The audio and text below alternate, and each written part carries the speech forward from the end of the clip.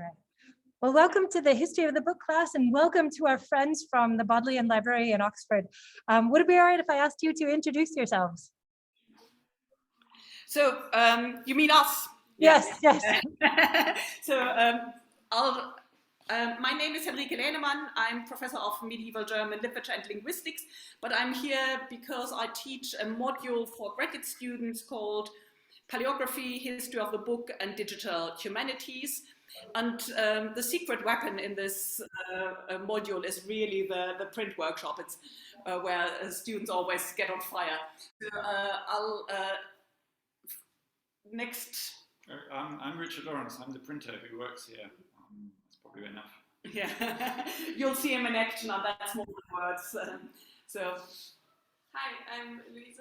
I'm the first guest, and yeah, I am very interested in printing, like being in a workshop and like. Good. I'm Agnes Rugel. I'm from Munich. I'm here just for a term and was invited to participate in that. So the two of them will demonstrate for you, and I'll try to be camera women. I'll switch the camera to the wide angle of the print workshop. So we are actually, you can see it's a Gothic building. We are in one of the historic lecture theatres of the Bodleian Library. Out there you see the upper and lower reading room of the Bodleian Library. This used to be the lecture room for music, so the Schola Musica. And when the Western Library was opened as a housing for rare material, the printing presses that had been housed until then in the bowels of the Bodleian were moved here and are regularly used for seminars and workshops. So we don't have really old presses, but as Richard normally tells, the printing technique didn't change a lot since Gutenberg's time.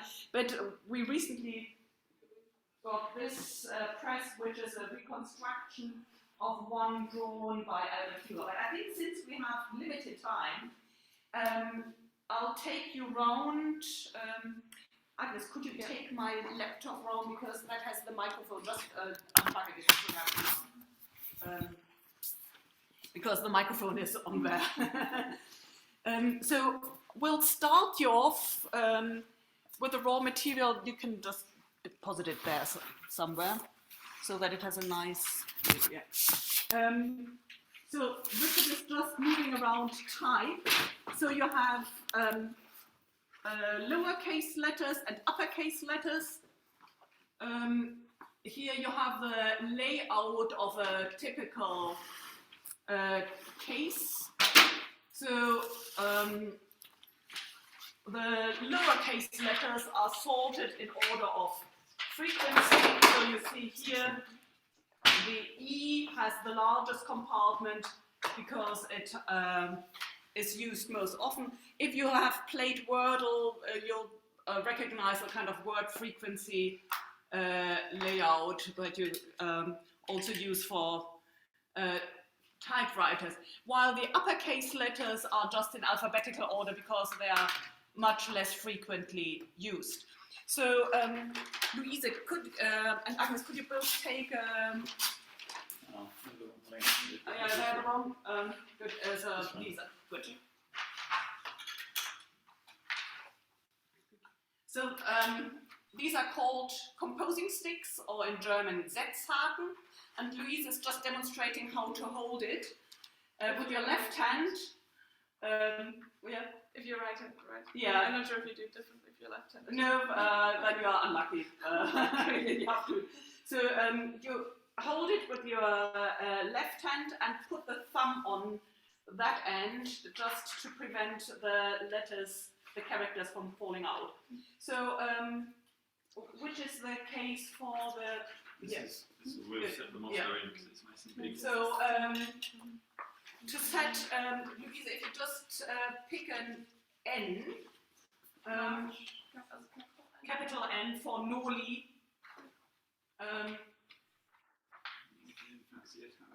So, and then Luise is feeding it behind her thumb. Yeah. And then an O. Yeah.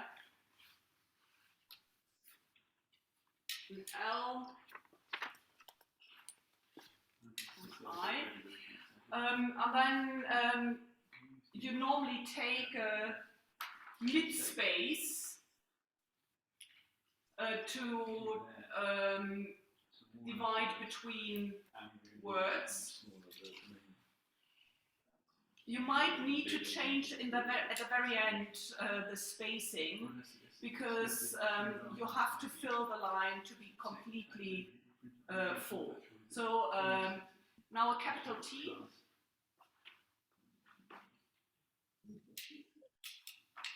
Small e. And X. That's one line, and that's another line. So if you start with S, yeah. Mid-space.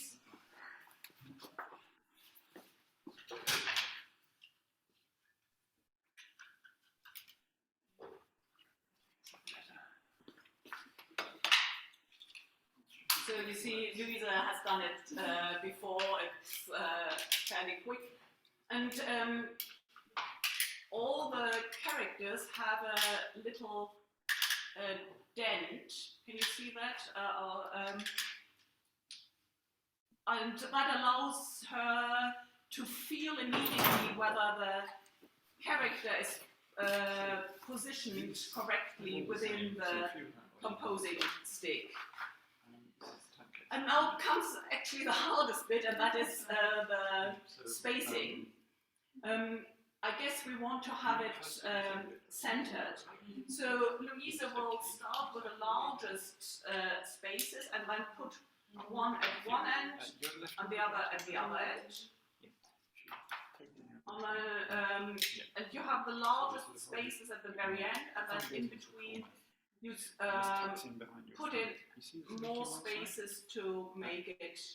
If you put your tongue against it, you probably feel the nick.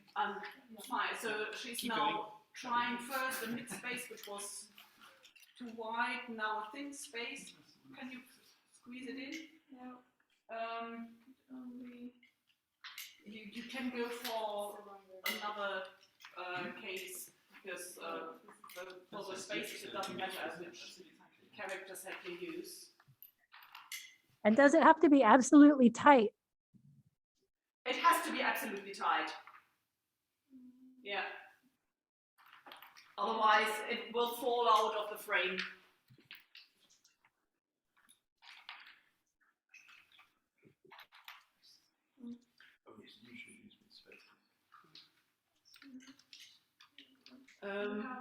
So in that case, you have to exchange your mid-space between two of the letters with a thick space.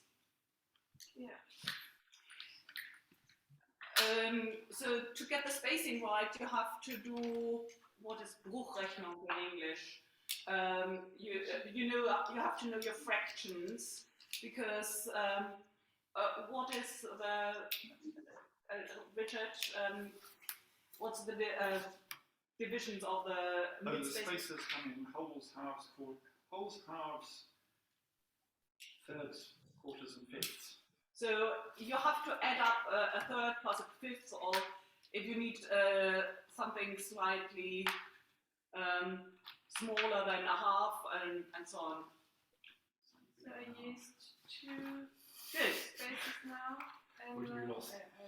hair space. Good. It's based on Yeah, Latin. very good. Aspect, So Richard, I would suggest we can finish this later if we do the composing now and proceed while. Yeah. Yeah. I mean, we've nearly got this bit. All right. So Agnes and Richard are typesetting a caption, which we'll release later. Yeah.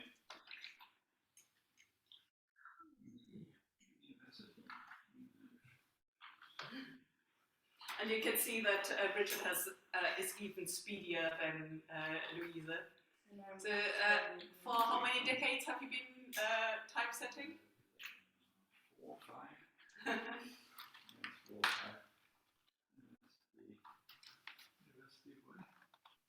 5. University of North Texas, I think. North Texas, right.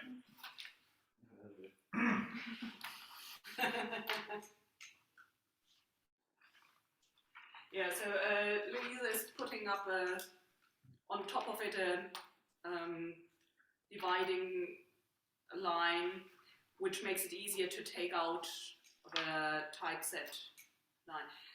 Let's zoom in to this. So you can see it's upside down from left to right, or alternatively it's in mirror print from right to left. And you can proofread it. Does it look right? Or What do you guys think?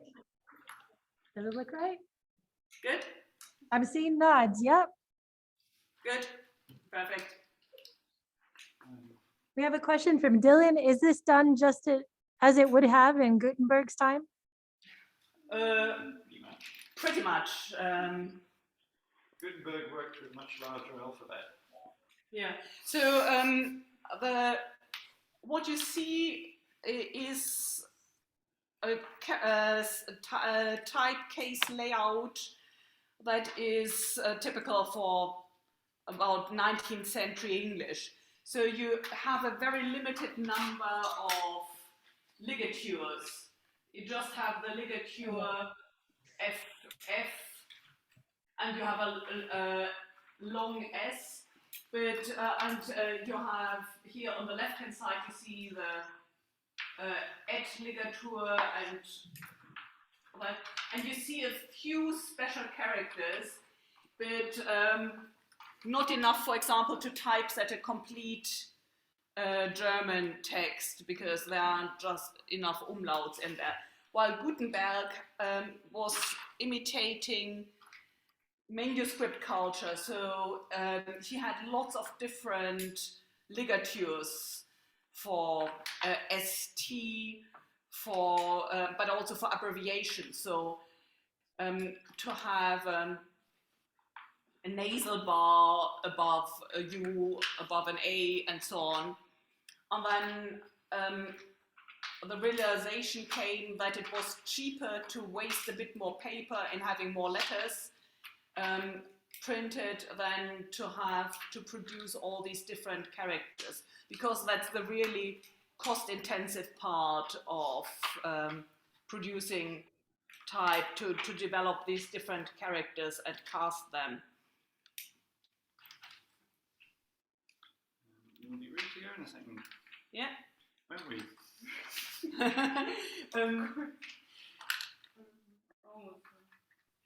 Do you happen to have, are the letters consistently sized at all? I can show you here the different font sizes. So you see this is Caslon 14 point.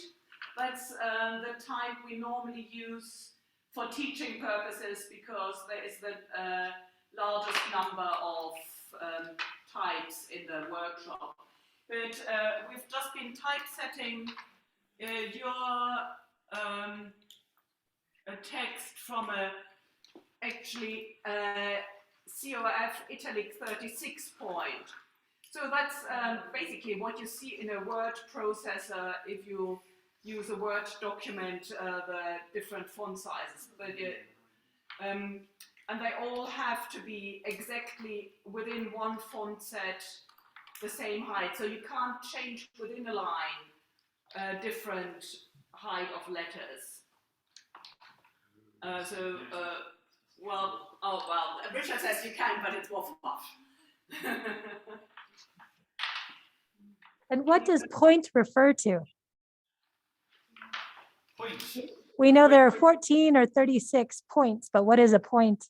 Point is a 72nd of an inch. There are 72 points to an inch. six 12s.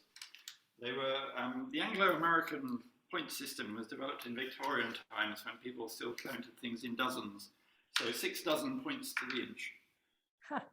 Being Americans, you'll all understand inches, whereas these two won't. Yes.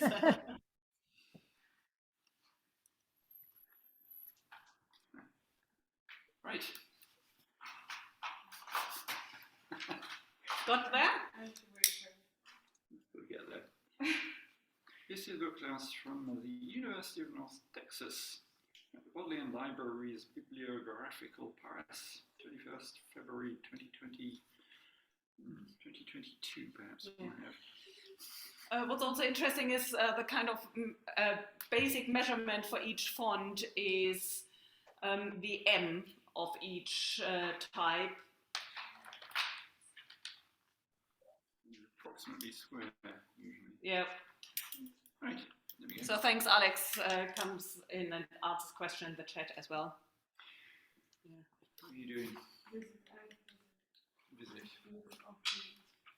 Visit of the, yep. Let me just try to squeeze that in. So, there you are. Can somebody take a screenshot and just type, just proofread from the screenshot, please?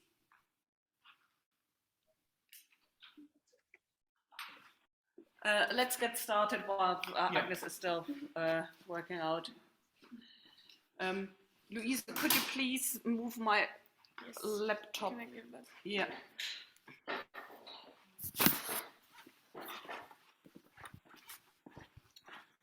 So here we've got a frame.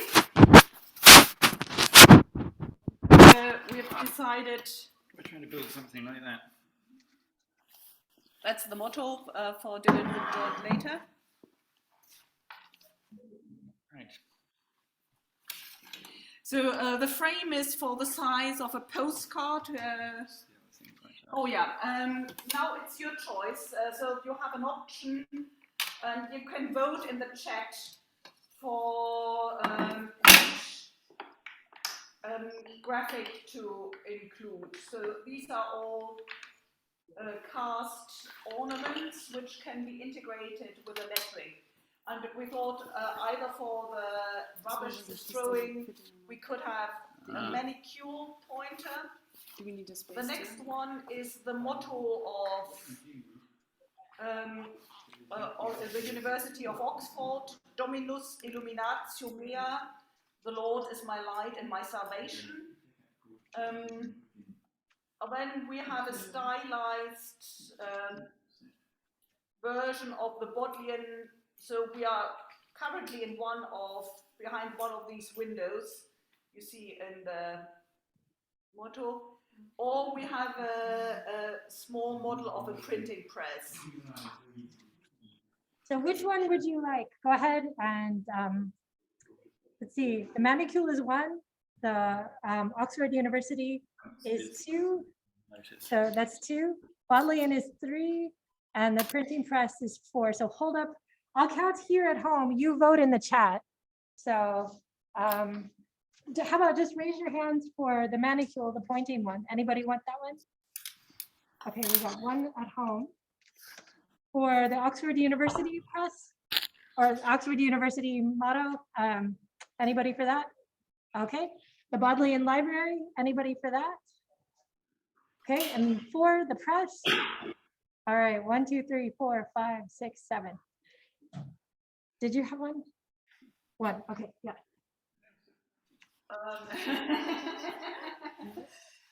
Then at home. We can see whether we can fit into models if there is a tight. I think we'll do some of them and some of them. Yeah, so actually Richard says we can swap in. So which did you want? What's the count like, Katie? I think the printing press wins. Number Good. 4. So that's actually also Richard's preferred option. I have the Bodleian one on a mug from about 2002 from the anniversary. Yeah.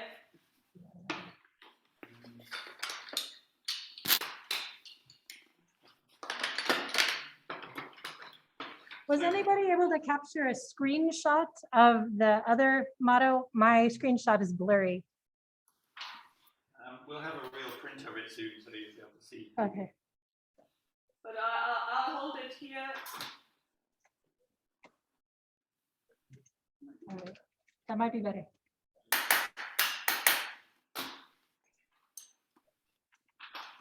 So Richard has been tapping in the type so that it's flat. And now we'll see whether the spacing is properly done or whether things fall out. Fortunately, the thing that is just falling out is only the empty space around the printing press. Richard is opening the coins again to change something. Yeah, to put a bit of extra space in this. So yeah, he wants to. So there is a metal frame around it, and then inside you have wooden spacing. Furniture. Furniture, yeah.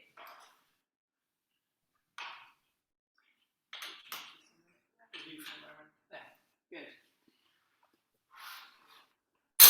Great. We have a form ready to print. So.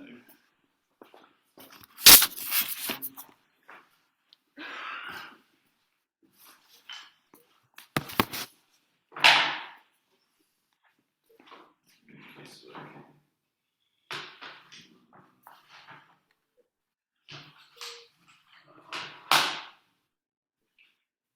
Can you hear me if I speak from here?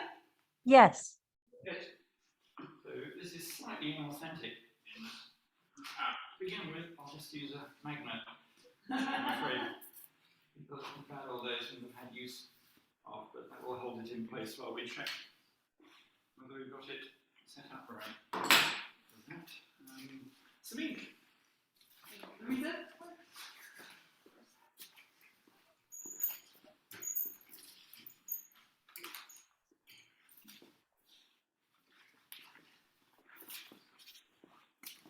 It doesn't need a lot of ink, it just needs an even distribution. So once Chris and once Cross. We have some postcard blanks ready to print. So, apart from my finger marks on this side, they're nice and clean. Just for the first one, just to get proof, I'll just put it in place by hand.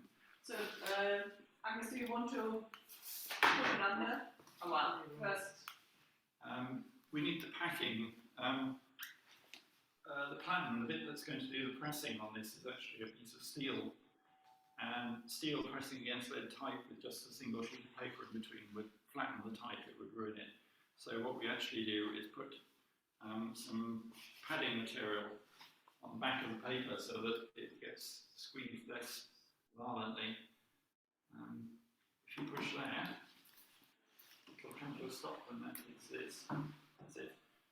Now, somewhere around there, there's a big bar. Yeah, and if you put that end in there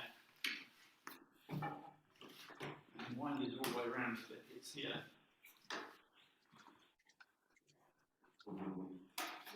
Yeah, that's it, and then back again. That will have pressed the paper against the inky surface, and we pull it out. Remove the packing. You can remove the printed sheet and we'll see what it looks like. Moment of truth. So it's a bit spodgy, but Beautiful. So keepsake, typeset and printed on the occasion of the virtual visit of the History of the Book class for the University of North Texas at the Bodleian Libraries Bibliographical Press, 21 February 2022. Does anybody see spot any typos? What do you think? Any typos? Do you want it? It looks slightly odd with a tangere in with a lower case. So one could change the T for a capital T. Right, would you like a capital T and a tendre? Not our So the three words are all capitalized or not?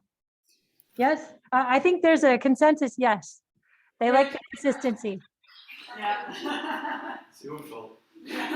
But it's not my fault. We were photocopied. That's You're being formal. It's only my fault for giving the student the option. we should do that. Yeah, but so it's only half of the fun if there is anything to correct. Well, this is good. We can see how you would correct a mistake. Yeah, we need to fill the spacing. You don't have to undo the whole thing. You just swap out a letter. What you should do is take the entire line out and put it back in a composing stick. But being a printer of some vintage, I will just bodge it because that's how printers do these things. So what we have to do now, see that's what we've taken out. So we have to replace it. The printing press is quite detailed, and so that is done as a, I think, steel engraving. The texture of the card looks beautiful too. So, Yeah. Yeah. So we'll then send you some of it. Wow, thank you. They're printing those up for us and they're going to mail those to us. Oh yeah, so actually the question about the ink. So rubber rolls only came into use in later centuries. Richard, when was rubber introduced for? When was rubber? Rubber. It's about 1810, 1820, somewhere Yeah. from there. So until then, they would have done it with these mushroom or bell-shaped implements. Luise, can you take them down and show how to work them one against the other? To yeah, and not just not bumping it, but working it. So kind of to get the ink even on the surface and then apply it evenly on the. So this is leather covering rag. Which is, yeah. That's alright, but yeah.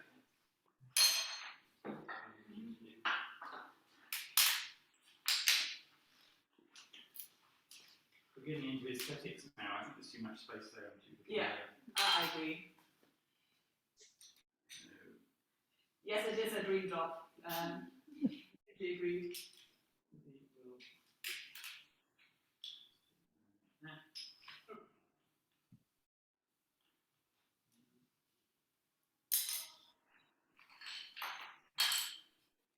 And to answer Dylan's questions from earlier, normally not that late. The teaching hours in the university are more in the afternoon, but there are sometimes open evenings in the workshop when Richard is rather a night person, while I'd always rather going first thing in the morning. That will be better. Yeah. So, same thing again. Ink, paper. Yeah. So you roll, Agnes? Yeah. In here? Yeah. Just one should be fine. Yeah. Yeah. You do it like that, and once from top to bottom.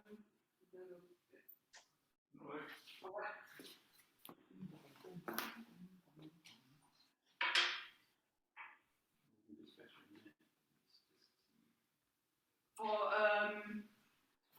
fast production, you then fix it. But we are still in the proofing stages, so.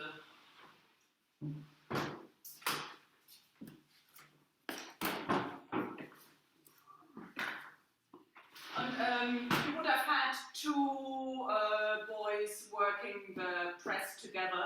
So one would do the inking and the other would do the pulling. See?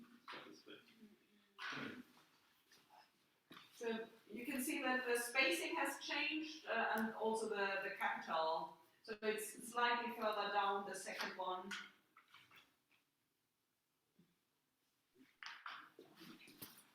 Any further suggestions from the class? Any suggestions? I see a thumbs up. Some nods. I think it meets with approval. Thank you. Now we'll do the frisket thing. Yeah.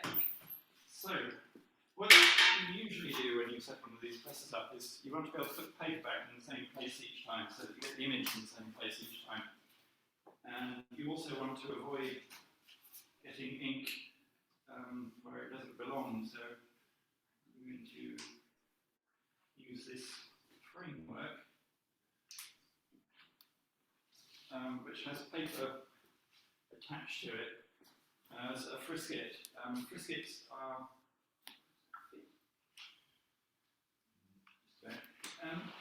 frisket is just a window that you print through in order to keep the rest of the paper clean. Or if you particularly want to mask off part of what you've typeset, which you might want to do if you're trying to print a form in two colours. So now it's on here, and now Richard can cut around it, and then the ink can only really get onto the card in exactly the position where it should be.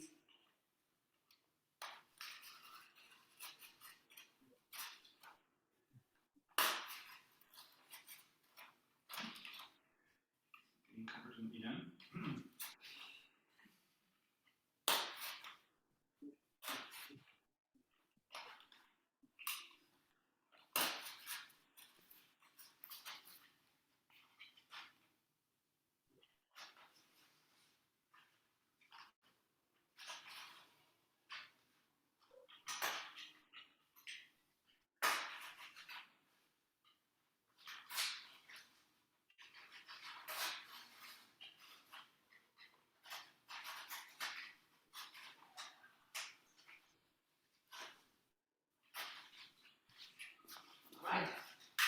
So now we have a window into the. This is pure speculation. It's very unclear how early printers did some of these things, and this counts as the best guess at how the framework might have been arranged. If you look at one of the later presses, the one next door to this, say, the framework is formalised and it's all hinged in place. At the beginning of printing using wooden presses, it's a little unclear whether it would have been permanently fixed or placed by hand or hinged or what. So this press is basically the same principle, just with more holes and more twiddly bits, but it's the same sort of a thing. We have the form, in this case it's an 8-page form.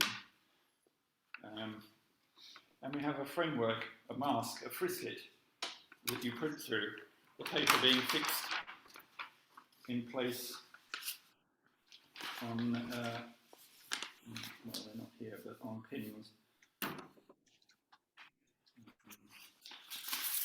Like that. So that's fixed to the... Yeah, frisket is there. This would be fixed to the tympans, and the frisket then keeps the rest of the sheet clean. You fold it over, point it under the pattern, pull the bar, and it prints. This is a Colombian printing press. It was invented by an American in We see the eagle. Philadelphia in 1814. We have Alex on the call to correct anything we are saying. No, it was 1814. He singularly failed to get anyone to make it properly in America at the time, and there weren't enough people with enough money in America at the time. So he emigrated to London and made his fortune, which I love to tell Americans because the usual story is the other way around. We have a frisket, we have paper, and we can here's a stopper postcard. Here is ink. So we will link this.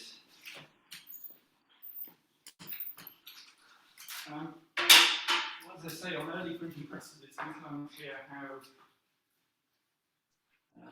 the frisket and the paper would have been fixed.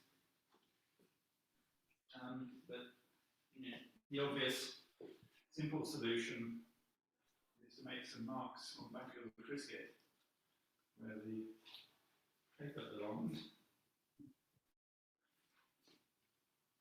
and fit the paper to the marks. So if we put a mark in this corner and this corner, it will tell us where to put it next time. Good. Packing.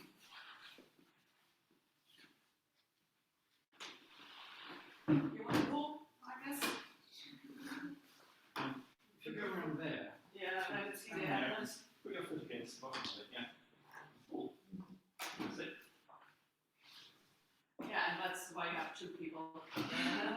This probably seems quite laborious in order to print a single page or a book, but if you think about how long it would have taken to otherwise write it, does the job of inking. You can see it easy if you work out how long it would have taken to write it instead. With a pair of pressmen working one of these things, you can get 150 if you really, really go for it. You might get 200 sheets in an hour, which is far more than you could ever manage writing by hand. Yeah. And so you keep going. So let's go back on here. So if Luise goes on one side and Agnes goes on the other side, we can see how fast they can get. No, I managed to put 10 didn't work. We got that. Pencil will work. Sorry, my marks didn't show.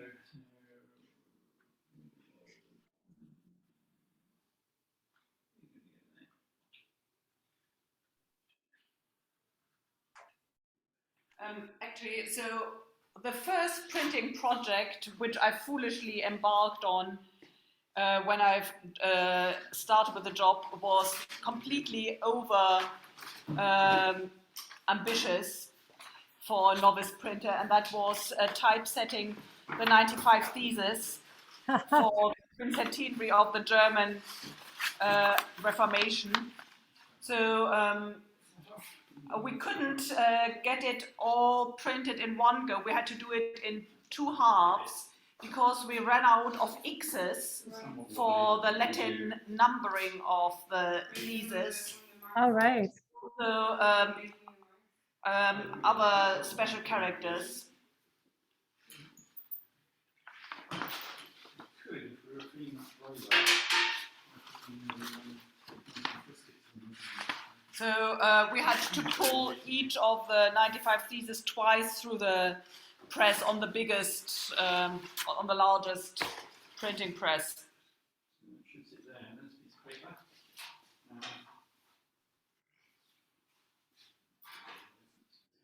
You understand they ran out of the letter X typed. That's right. Yeah, and I first learned typesetting with Christina Dondi, who is now professor of bibliography, and she wanted to typeset a little booklet of sonnets. So I thought I would contribute a German sonnet, but I gave up after the first two lines because the German. Wrong way around. There's lots to get wrong. So, We can try this instead. Yeah, this will be the wrong way around. so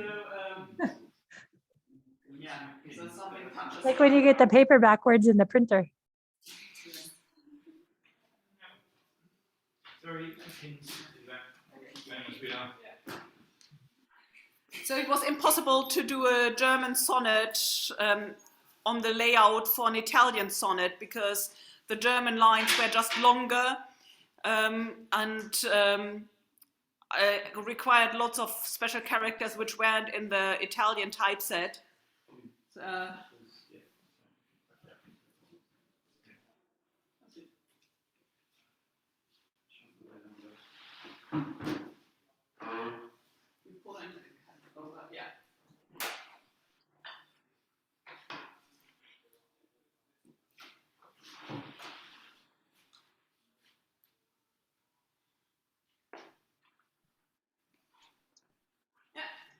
and clear.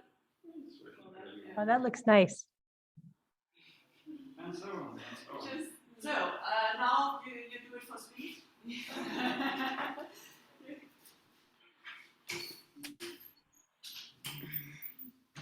Yeah, so the misprints are always more valuable, of course, than the good prints, because, yeah.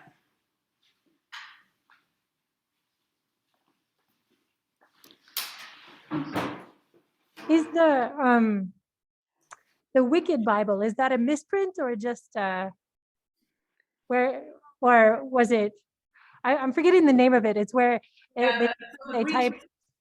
Bible, do you mean, a colleague of mine, Erika McAlpine, has just written a book about deliberate and non-deliberate errors, and she argues that many more of the mistakes that then literary historians interpret as incredibly meaningful have just come out of typos and things like that. And I think Richard would agree that most of the mistakes are real mistakes, rather than a clever pun or anything like that. No, I know too many printers who have done terrible things without noticing, myself included. It just happens. You're so absorbed in the mechanical process of the printing that you tend not to notice what the words say. Yeah.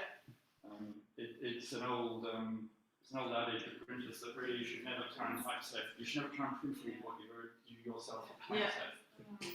It's the same if you write something. It's pointless trying to read it yourself for errors. Always give it to someone else to read. You might notice. Wrong. We're getting better. Yeah. The faster the better. The Wicked Bible being the Bible I'm explaining for the students, where they forgot a not in one of the 10 commandments, and it says, thou shalt covet thy neighbor's wife. Yeah.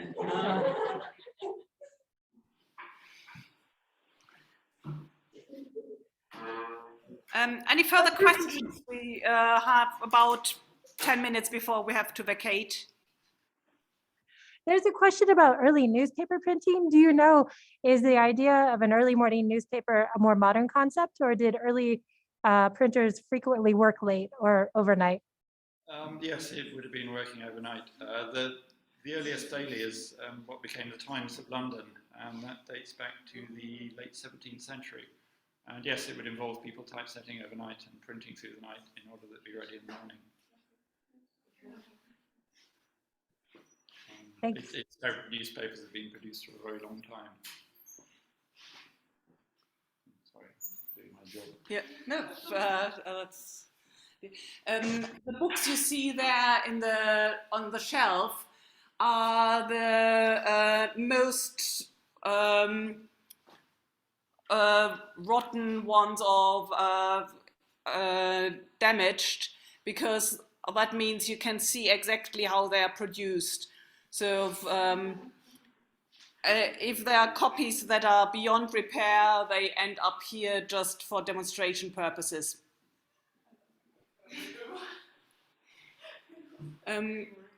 What else can I show you around here?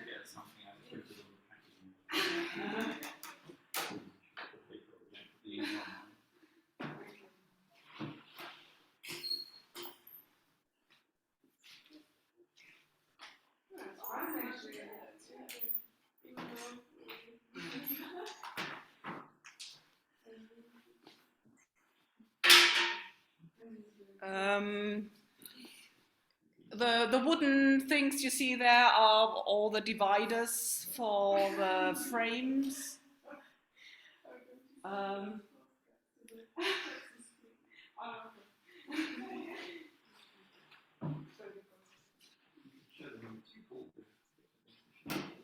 So here the chalk marks are instructions. So somebody started with a very ambitious project, which was then abandoned on the 27th of January. And to this means to take apart the typeset text. Oh, and here you see actually a Gothic letter typeset text. which was used for early English printing. For example, Coverdale's ghostly psalms were printed with Gothic letters. In Germany was used much longer. And here you see a much more elaborate woodcut of a printing press. This is the reason Alan May wanted to do this is the picture, the drawing. It's kind of like cooking. You're not done until you've put all your tools away and cleaned them up. Weird. Sorry, I couldn't hear you. I was at the other end. Oh, I was responding to Alexandra. She was saying that putting all the letters back is the next difficult job. And I was saying it's like cooking. You're not done until you put away all your tools and exactly.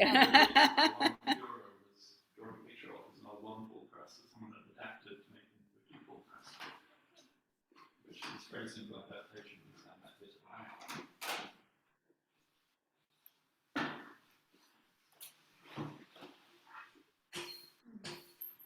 How many of these do they have in the class? How many students are in the class? How many copies do you want? we have 27. All right, so speed up.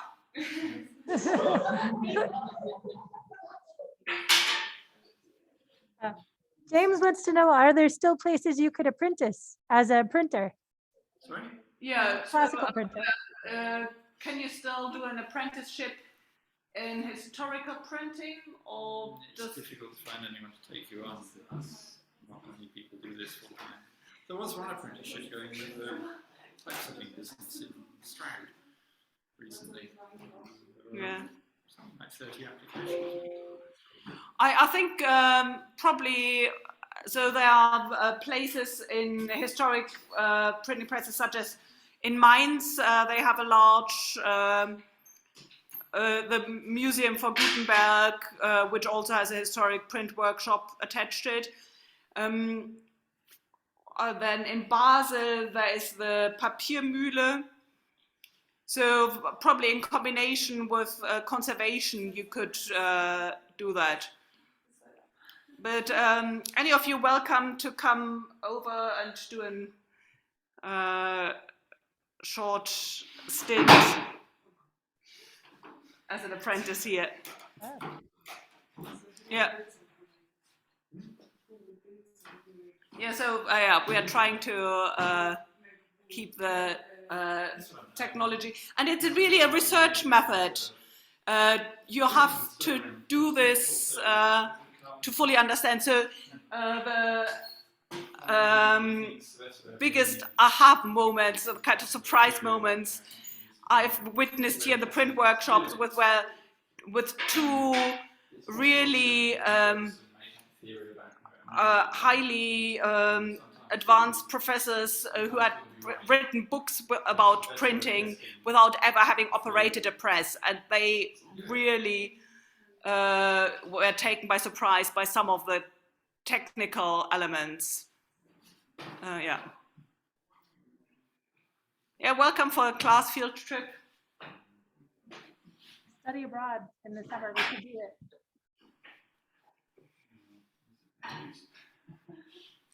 So, are any of you doing modern languages? So, if you come to do a master in modern languages in Oxford, it's included.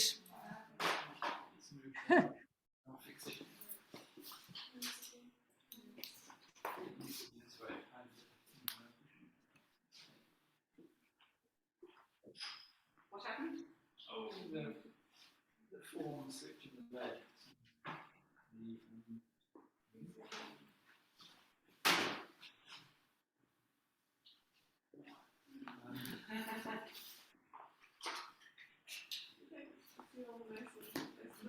Yeah.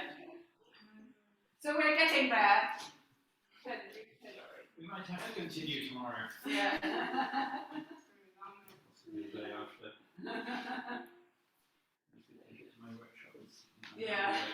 Yeah. Richard can always cheat because he also has a print workshop with more modern machines, which will do all the.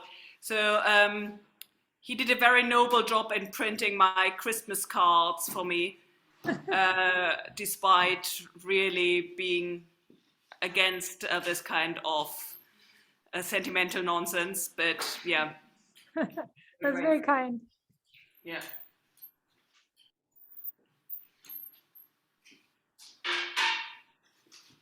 Although he says the worst are wedding invitations, because people are incredibly picky and then they don't really appreciate. Poets are possibly the worst. Poets are terrible. They're very fussy about how it looks. They're writing poetry, so they only want about 30 copies. And because they're a poet, they're broke, so they can't even pay you. So very fussy, very few to print, no money. Yeah. Why does anyone do it?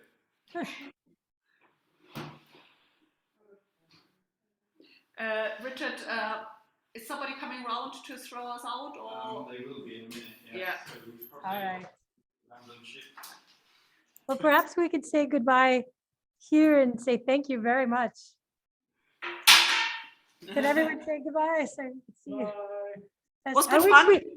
I wish we could take you all to the King's Arms for a pint. Yeah. Yeah.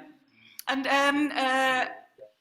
Katie, just send the recording or upload it to somewhere where we can access it, so that Alex can integrate it into the teaching the book resources. Wonderful. Thank you so much. Thanks, Alex. And thank you, Henrike. Thank you. Okay, thank you, everyone. All right. Good night and goodbye.